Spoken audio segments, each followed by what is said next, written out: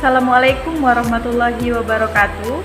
Perkenalkan, nama saya Septi Barokah Saputri dari kelas BKPI 5C, NIM 1815066. Baik, di sini saya dari IAIN Syekh Abdurrahman Siddiq Bangka Belitung dari Fakultas Tarbiyah Prodi Bimbingan Konseling Pendidikan Islam.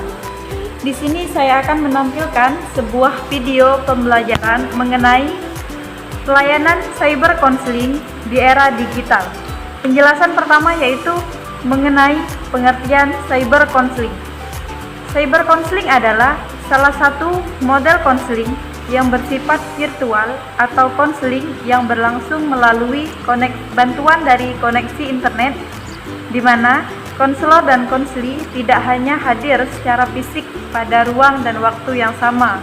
Dalam hal ini, proses konseling berlangsung melalui internet dalam bentuk website, email, Facebook, video conference, dan ide inovatif lainnya. Penjelasan kedua yaitu mengenai pelayanan cyber counseling di era digital.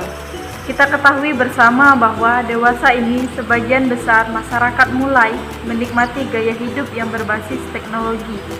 Adanya perkembangan teknologi dan komunikasi memberi kemudahan dan memperluas ruang gerak masyarakat dewasa sekarang. Maksudnya, hampir sebagian besar aktivitas masyarakat tidak lagi dibatasi ruang dan waktu, kapan dan di mana saja. Tentu, perkembangan ini dapat membawa dampak positif dan negatif untuk kita agar tidak terjebak dalam penyalahgunaan. Penggunaan teknologi informasi menjadi penting untuk dipelajari dan dikuasai semua orang, khususnya dalam konseling dan khususnya dalam bidang bimbingan dan konseling. Selain itu, dalam program bimbingan dan konseling memiliki visi dan misi.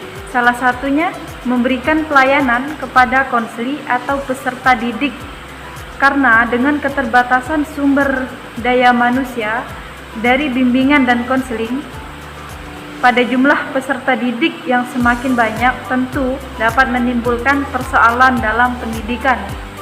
Untuk itu, dalam pengembangan cyber counseling merupakan suatu terobosan atau inovasi dalam memberikan pelayanan kepada konseli.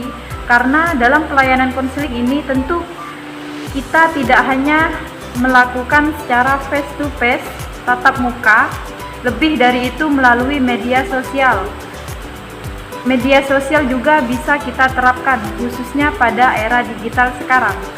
Pelayanan cyber counseling menjadi salah satu bentuk pertanggungjawaban keilmuan konselor dalam menyandang profesi konselor profesional, beradaptasi dan mempersiapkan diri secara baik dalam penguasaan teknologi informasi dan komunikasi dalam melakukan pelayanan bimbingan konseling di era digital.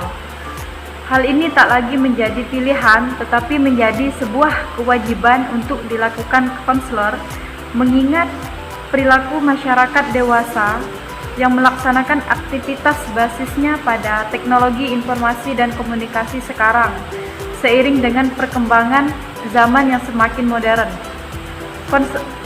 Cyber counseling memiliki posisi yang unik dalam proses layanan terapeutiknya, sebab dalam keadaan yang terpisah diharapkan dapat membaca gejala-gejala psikologis konseling.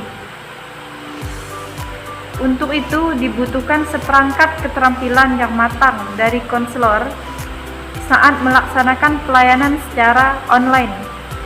Konselor tersebut harus dipandu oleh rencana pelayanan yang mengkombinasikan kemampuan empatik dengan media yang digunakan.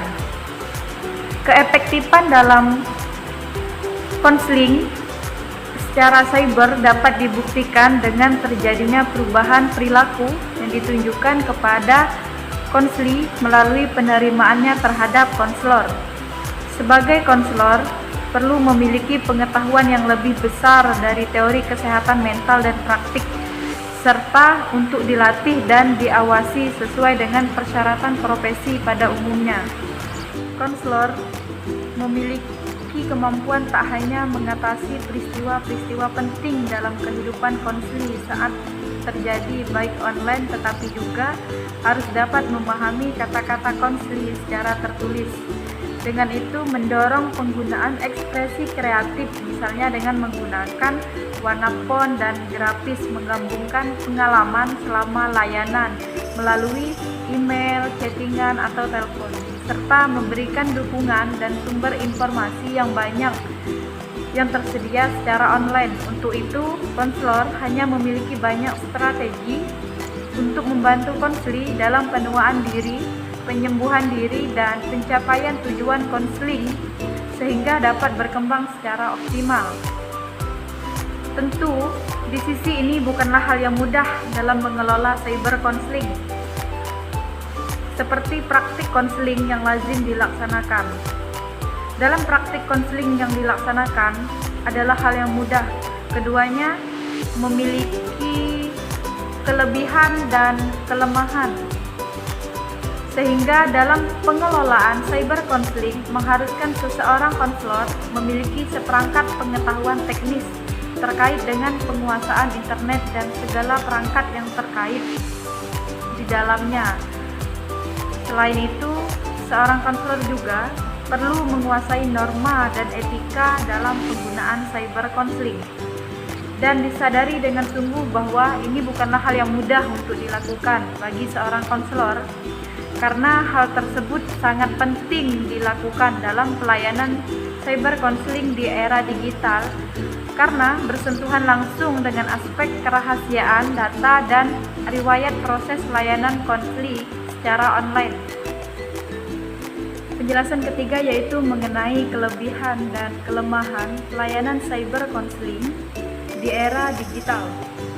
Baik, yang pertama yaitu kelebihan dari pelayanan cyber konseling di era digital, menjangkau secara lebih luas settingan layanan konseling.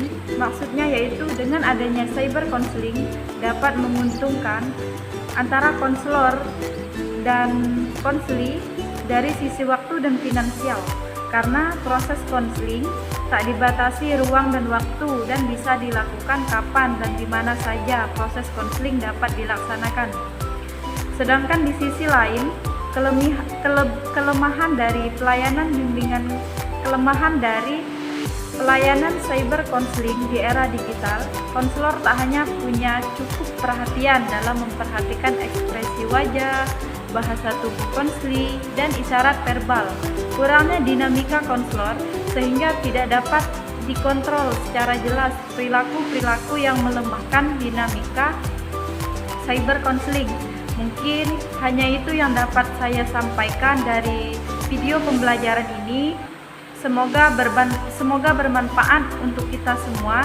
Apabila ada kata yang salah, saya mohon maaf. Kepada Allah saya mohon ampun. Saya akhiri. Wabillahi taufik wal hidayah. Wassalamualaikum warahmatullahi wabarakatuh.